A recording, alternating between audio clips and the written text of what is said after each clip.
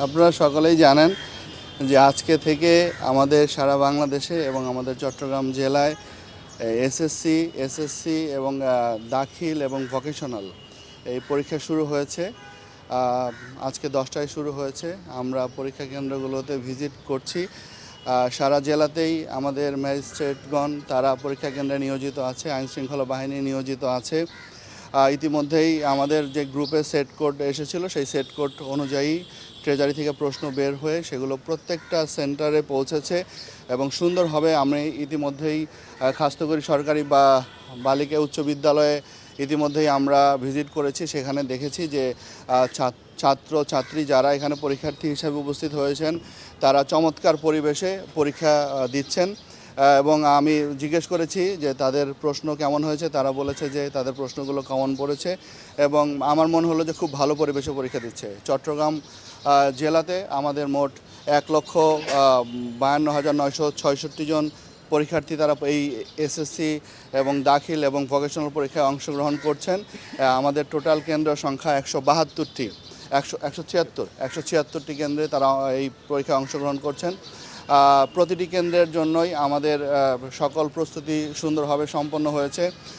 আমরা জানি যে আমাদের প্রত্যেকের জীবনেই প্রত্যেকটা মুহূর্তই পরীক্ষা, কিন্তু ছাত্র জীবনের সবচেয়ে গুরুত্বপূর্ণ যে মুহূর্ত এবং তার এই পর্যন্ত ছাত্র জীবনের শুরু থেকে তার প্রথম যে তার ভবিষ্যৎ কেমন হবে, সে আসলে নিজেকে কতটুকু প্রতিষ্ঠিত করতে পারবে, তার একটি প্রথম যে স্টেপ সেটি হচ্ছে এই এসএসসি পরীক্ষা।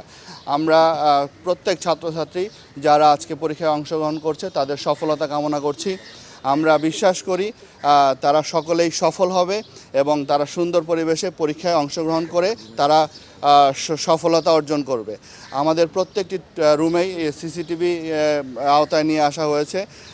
আপনারা জানেন যে বর্তমান সরকার আসার পর পরীক্ষা পদ্ধতির উপরে গুরুত্ব আরোপ করেছে এবং যাতে পরীক্ষা কোনোভাবেই যেন নকল না হয় এবং কোনো পরীক্ষার বিশেষ করে পরীক্ষার পরিবেশটা যেন সুন্দর থাকে, আমরা ইতিমধ্যে সেটি নিশ্চিত করেছি এবং আপনারাও দেখেছেন যে পরীক্ষার পরিবেশ যথেষ্ট সুন্দর এবং সেখানে পরীক্ষার্থী এবং প্রশ্ন এবং এর মধ্যেই থাকবে তাদের সমস্ত কার্যক্রম পরীক্ষার সেন্টারে।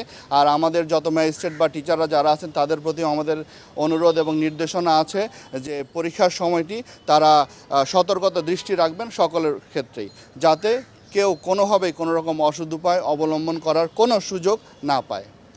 প্রত্যেক পরীক্ষা কেন্দ্রের জন্য মেডিকেল টিম গঠন করা আছে। আমরা এখানে টোটাল আজকে 12 জন পরীক্ষার্থী অনুপস্থিত রয়েছেন আমরা দেখেছি। এর বাইরে বাকি 1257 জন পরীক্ষার্থী তারা এবং সিক বেডের ব্যবস্থাও আছে। টোটাল 1257 জন এই সেন্টারের পরীক্ষার্থীর মধ্যে 12 জন অনুপস্থিত আছে। আমরা বিদ্যুৎ বিভাগকে সতর্কতার সাথে বলেছি এবং তাদেরকে বলেছি যে আপনারা পরীক্ষা এবং হসপিটাল এই দুটি জায়গায় আপনারা অবশ্যই বিদ্যুৎ ব্যবস্থা নিরবিচ্ছিন্ন রাখবেন। অন্য কোনো জায়গা থেকে হোক, সেখান থেকে যদি কোনোভাবে কম্প্রোমাইজ করে হলেও পরীক্ষা কেন্দ্রে এবং হসপিটালে বিদ্যুৎ যেন তারা কন্টিনিউ করতে পারে, এই বিষয়ে আমরা তাদেরকে ডেকে আমরা গত সমন্বয় সভায় আমরা তাদেরকে নির্দেশনা দিয়েছি।